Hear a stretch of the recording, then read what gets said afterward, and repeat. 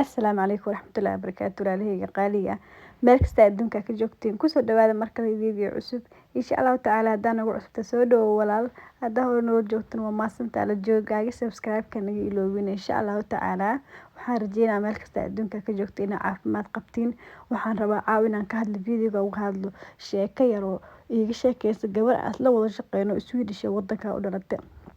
gabadha maalin dhaweeda youtube-keyga aragtay inaan ka sheekeeyo arrimaha walaaca uurka iyo foosha markaas igu tiri maalintii foosheeda aan raba inaan kaaga sheekeeyo anfacay iga sheekeeyaan dhaa maasha Allah tabaaraka waa bixiiseeya anna aad ugu haminaa in ayaamahan aan ka sheekeeyo arrimaha foosha waayo waxaa jiraan gabdhaha ugubka amba gabdhaha badankood runtii oo uurka lahoo sugaayo inuu ilaahay awlaad kheyr qabo siiyo oo sugaayo foosha waxay jecel yihiin foosha iyo arrimaha ku saabsan inay maqlaan amba looga sheekeeyo aniga aad u jeclaa runtii aniga waagaan uurka lahaa aad u jeclaa weliba xilligay foosha ii soo dhowdahay in laga sheekeeyo jeclaa jiray mar gabadha qisadeeda igala sheekeysa gabadha runtii waxa gabadh guriga ku dhashay oo weliba musqusha ku dhashay gabadha waxay tiri maalmihii lee qabtaan ku jiray dhahdaan ficay marka waxay tiri maalmihii lee qabta anoo ku jiro oo waxay dhahday weliba xanuunada ihaayo waxa dhacday tiri iisoo sheeg xanuunka saaid ihaayo tiri marka waxay tiri gabadheeda yara waxay tiri xanaanada waa meesha iskuulka ilmaha yariiska la geeyo waay iskuulna ma laakiin waa xanaano waay dadka meelaha yaqaan ay la fahmaadaan Soomaali joogto xanaanada gabadheeda jirtay subaxda la geeyay marka waxay tiri 5 saac amal ay ahayd tiri marka waxay tiri qorshaheena wuxuu ahay ninkeyga joogay tiri guriga inuu ninkeyga gabadha waxay tiri ka keeno xanaanada ka keeno hooyaday noo imaado iyada meesha meel ay agdhow ka shaqeynaysa tiri 10 daqiiqo ama ay jirtaa 10 daqiiqo ama ay jirtay dhahday hooyaday ka shaqeynaysay waxay qorshaha marka hooyada xilliga qadada la gaaro qadada u soo baxdo baaska inay guriga toos u imaado gabadh iga rabta ninkeyga isbitaalka aadno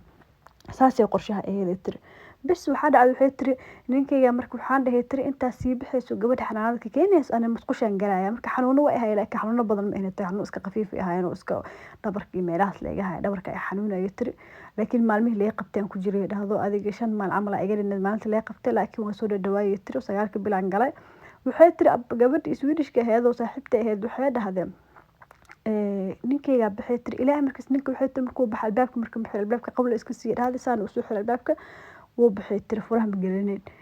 bis baawarku qaatay gabadho doona gabadha markuu saas albaabka u sii baxay anna musqushi aan taaganahay qubeyska meesha qubeyska musqush waa taqaana beesha waa iska maala meesha lagu jiifto maaragtay ee ku dhex jirto laakiin ma jiifin waa taagnaayay tiri biyahaas ku qubeysanayay tiri hal mara waxaan dareemay tiri in meesha hamar hoose mindhicirka xanuun laga qabtay tiri waaliday tiri abo waan xitri anoo tilaabta isdhahayo ka bax meesha xanuunka amal wali ma arkin hadana koo kale qabtay tiri kii kale markuu qabtay hadana waxay tiri xanuunku waa daba yaala xanuun ma ahan tiri ka tilaabsan karo meesha bixi karo xanuunka waxay tiri xanuunada labada maal ihay mahna tiri waa mid ka duwan tiri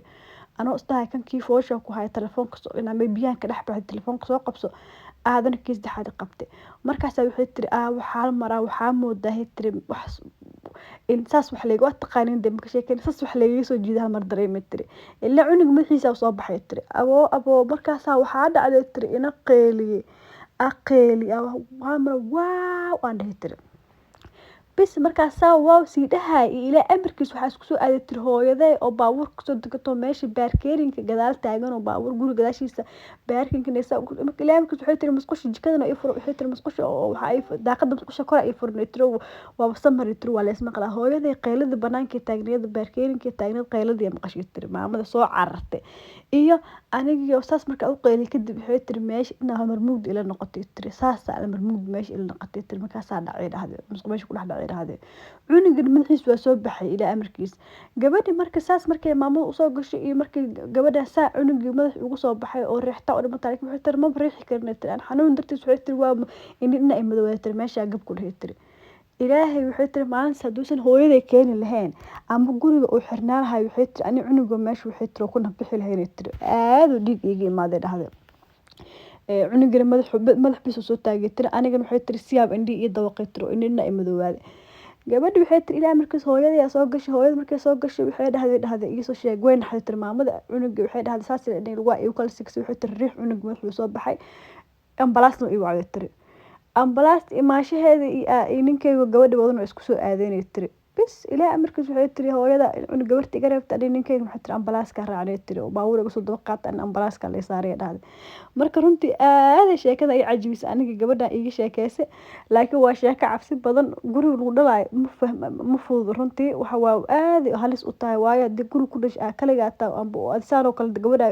oo indhi dhanka madawaadan ay telefoon soo qabsan kari waa dhibaato waay marka ilaahay subxaanahu wa tacaala waxaan ka baryaa hooyo kasta oo uur leh inay isbitaalka si nabad ay ku tagto iyada si nabad ilmaheedu caafimaad qabo kala keeno hadaa sheekooyinkan kale xiiseynaysa commentiga noogu soo qor hadaa adiga sheekooyinkan oo kale haysan insha Allah nala wadaag aniga aad u xiiseeya sheekooyinkan aad iyo aad u mahadsantiin sida igu taxantay walaalahayga qaaliga fikirkiina waa muhiim ila soo share gareey sheekooyinkan oo kale hadaa haysin waxa kale oo sheekooyinkan raba inay gabar kasto hooyo oo fiirsanayso inaan ku challenge gareey inay soo sheekeyso uurkeeda waliba ku waa ilmo badan anaga ma sha Allah tabarakallah uurka ugu xiisaha badnaa ee iyad ugu jecesha inay ka soo sheekeyso insha Allah assalaamu calaykum waraxmatullaahi tacaala wa barakaatuh